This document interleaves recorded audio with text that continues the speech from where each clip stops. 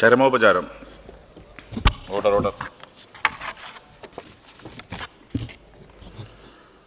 Doctor Manmohan Singh രാജ്യത്തിൻ്റെ 14ാമത് പ്രധാനമന്ത്രിയും മുതിർന്ന കോൺഗ്രസ് നേതാവുമായിരുന്ന ഡോക്ടർ മൻമോഹൻ സിംഗ് 2024 ഡിസംബർ 26 അന്തരിച്ചു. ലോകത്തിന് ഇന്ത്യ സംഭാവന ചെയ്ത മികച്ച സാമ്പത്തിക ശാസ്ത്രജ്ഞൻ കൂടിയായിരുന്നു അദ്ദേഹം. 1936 സെപ്റ്റംബർ 26 അവിഭക്ത ഇന്ത്യയിലെ പഞ്ചാബ് പ്രവിശ്യയിൽ ഗുർമൂഖ് സിംഗിൻ്റെയും അമൃത് കൗറിൻ്റെയും മകനായി മൻമോഹൻ സിംഗ് ജനിച്ചു. പ്രാഥമിക വിദ്യാഭ്യാസത്തിന് ശേഷം അമൃത്സർ ഹിന്ദി കോളേജിലായിരുന്നു പഠനം.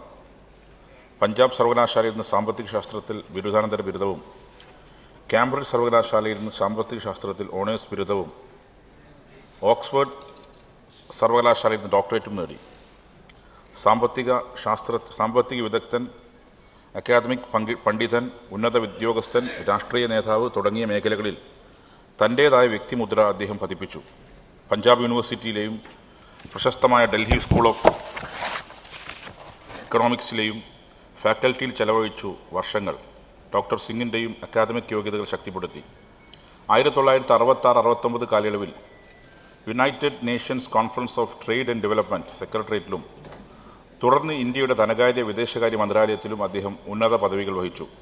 തുടർന്ന് RBI governor, planning commission deputy chairman, ജനീവയിലെ സൗത്ത് കമ്മീഷൻ സെക്രട്ടറി ജനറൽ, പ്രധാനമന്ത്രിയുടെ സാമ്പത്തിക ഉപദേഷ്ടാവ്, UGC ചെയർമാൻ എന്നീ നിലകളിലും പ്രശംസ പിടിച്ചുപറ്റി. നിരവധി അന്താരാഷ്ട്ര കോൺഫറൻസുകളിലും അന്താരാഷ്ട്ര സംഘടനകളിലും ഇന്ത്യയെ പ്രതിനിധീകരിച്ച് അദ്ദേഹം സൈപ്രസിൽ നടന്ന കോമൺവെൽത്ത് ഗവൺമെൻറ് മേധാവികളുടെ യോഗത്തിലേക്കും 1993 വെന്നയിൽ നടന്ന ലോക മനുഷ്യാവകാശ സമ്മേളനത്തിലേക്കും ഇന്ത്യൻ സംഘത്തെ ഇദ്ദേഹം നയിച്ചു. RBI ഗവർണർ എന്ന നിലയിൽ ദേശീയ തലത്തിലും അന്താരാഷ്ട്ര നാണയനിധി അംഗമെന്ന നിലയിൽ അന്താരാഷ്ട്ര തലത്തിലും ശ്രദ്ധ നേടിയ ശേഷമാണ് അദ്ദേഹം രാഷ്ട്രീയത്തിലെത്തുന്നത്. 1991 രാജ്യസഭയിലേക്ക് തിരഞ്ഞെടുക്കപ്പെട്ട അദ്ദേഹം ധനകാര്യമന്ത്രി പദം അദ്ദേഹത്തെ തേടിയെത്തി. രാജ്യത്ത് സാമ്പത്തിക ഉദാരവൽക്കരണ നയങ്ങൾക്ക് തുടക്കം കുറിച്ച ധനകാര്യമന്ത്രി എന്ന നിലയിലും മൻമോഹൻ സിംഗ് കാലം അടയാളപ്പെടുത്തുക. 1991 നരസിംഹറാവു മന്ത്രിസഭയിൽ ധനമന്ത്രിയായിരുന്നു. അദ്ദേഹം പുത്തൻ സാമ്പത്തിക നയങ്ങളായ ഉദാരവൽക്കരണം, സ്വകാര്യവൽക്കരണം, ആഗോളവൽക്കരണം എന്നീ 3 ആശയങ്ങളിലൂടെ ഇന്ത്യൻ സമ്പദ്ഘടനയിൽ കാതലായ മാറ്റങ്ങൾ വരുത്തി.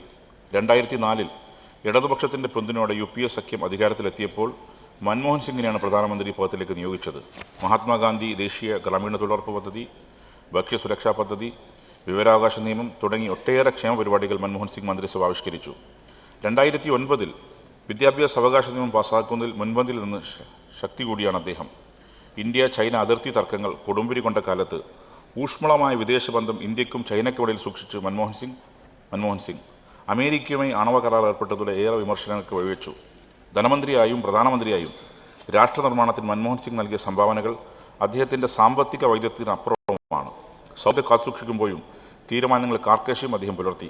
ഒട്ടേറെ അവാർഡുകളും അംഗീകാരങ്ങളും നേടിയിട്ടുള്ള മൻമോഹൻ സിംഗിനെ 1987 ഇന്ത്യയുടെ 2ാമത്തെ പരമോന്നത ബഹുമതിയായ പത്മഭൂഷൺ നൽകി രാജ്യം ആദരിച്ചു. കേംബ്രിഡ്ജ്, ഓക്സ്ഫോർഡ് സർവകലാശാലയിൽ അദ്ദേഹത്തിന് ഓണററി ബിരുദങ്ങൾ നൽകി ആദരിച്ചു. നിരവധി പുസ്തകങ്ങളുടെ രചയിതാവാണ്. 1998 മുതൽ 2004 വരെ രാജ്യസഭയിൽ പ്രതിപക്ഷ നേതാവായിരുന്നു. പ്രഗത്ഭനായ ഈ ധനകാര്യ വിദഗ്ധനെയും നിശ്ചയദാർഢ്യമുള്ള രാഷ്ട്രതന്ത്രജ്ഞനെയുമാണ് മൻമോഹൻ സിംഗിൻ്റെ നിര്യാണത്തിലൂടെ നമുക്ക് നഷ്ടമായിരിക്കുന്നത്.